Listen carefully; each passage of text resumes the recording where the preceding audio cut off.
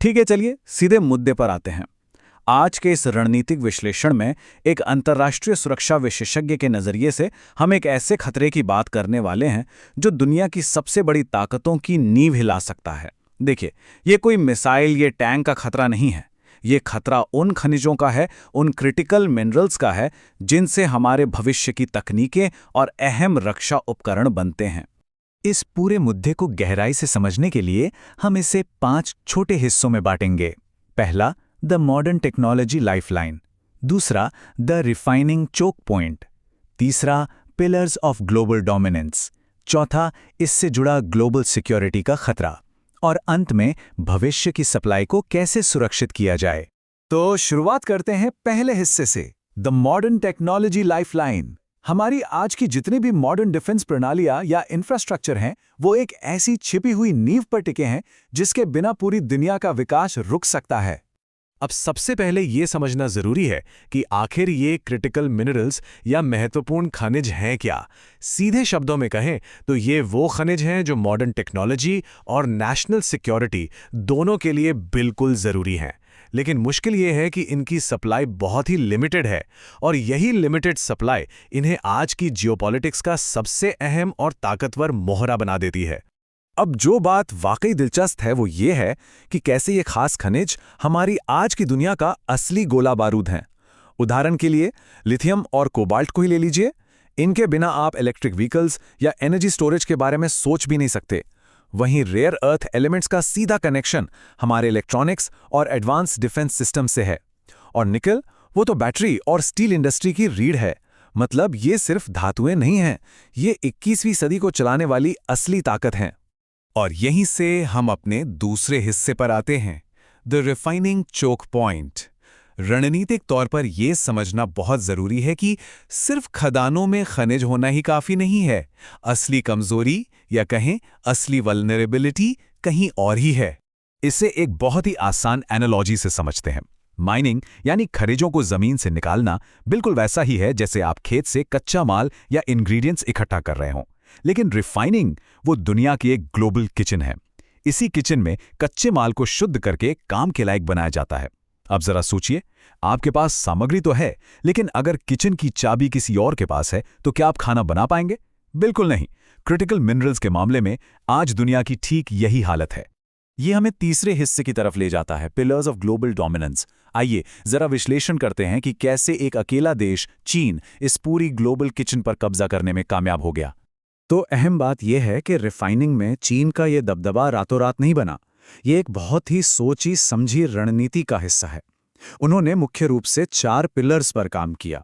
पहला, पिछले 2 दशकों में भारी इंडस्ट्रियल इन्वेस्टमेंट। दूसरा, सरकार का पूरा सपोर्ट, जिसमें भारी सब्सिडी और बेहद सस्ती बिजली शामिल है। तीसरा, ग्लोबल सप्लाई चेन पर कंट्रोल। और चौथा, उनकी टेक्निकल एक्सपर्टीज और एक बेहतरीन ट्रेंड वर्कफोर्स। इन सब ने मिलकर लागत को इतना कम कर दिया कि पूरी दुनिया के मार्केट पर उनका दबदबा बन गया। और ये स्ट्रैटेजी सिर्फ उनके देश की सीमाओं तक सीमित नहीं है। कांगो में कोबाल्ट की खदानें हों, ऑस्ट्रेलिया में लिथियम का इन्वेस्टमेंट हो, या फिर इंडोनेशिया में निकल के प्रोजेक्ट्स, चीन ने दुनिया भर से कच्चे माल की सप्लाई को अपने लिए लॉक कर लिया है, ताकि उनके देश के अंदर जो ये विशाल रिफाइनिंग मशीनरी है वो बिना रोके चलती रहे।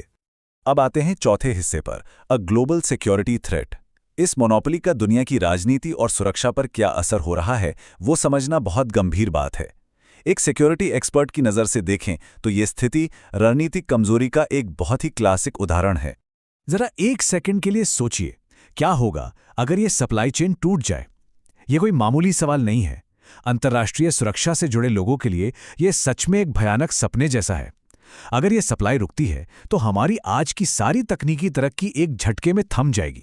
और ये साफ तौर पर उन 3 बड़े खतरों को दर्शाता है जो दुनिया इस एक मोनोपोली की वजह से झेल रही है।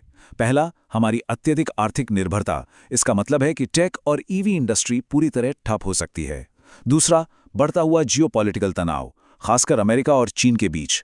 और तीसरा, सबसे बड़ा खतरा है नेशनल सिक्योरिटी, क्योंकि जो मटेरियल हमारे मॉडर्न हथियारों और डिफेंस इक्विपमेंट में इस्तेमाल होते हैं, अगर उस पर किसी एक का कंट्रोल हो जाए तो ये अपने आप में एक बहुत बड़ा सुरक्षा जोखिम है। तो क्या इसका कोई समाधान है? यही हमारा 5वां और आखिरी हिस्सा है, सिक्योरिंग द फ्यूचर सप्लाई। चलिए देखते हैं कि दुनिया भर में इस रणनीतिक खतरे से निपटने के लिए क्या कदम उठाए जा रहे हैं। इन खतरों को देखते हुए अब बाकी मित्र और स्वतंत्र राष्ट्र भी अपनी खुद की सप्लाई चेन बचाने में जुट गए हैं। अमेरिका अपने घरेलू उत्पादन को तेजी से बढ़ा रहा है। European union alternative supply chain ढूंढ रहा है। ऑस्ट्रेलिया और कनाडा नई माइनिंग और रिफाइनिंग परियोजनाओं पर भारी निवेश कर रहे हैं। और भारत ने भी अपना क्रिटिकल मिनरल मिशन और बैटरी प्लांट्स शुरू कर दिए हैं।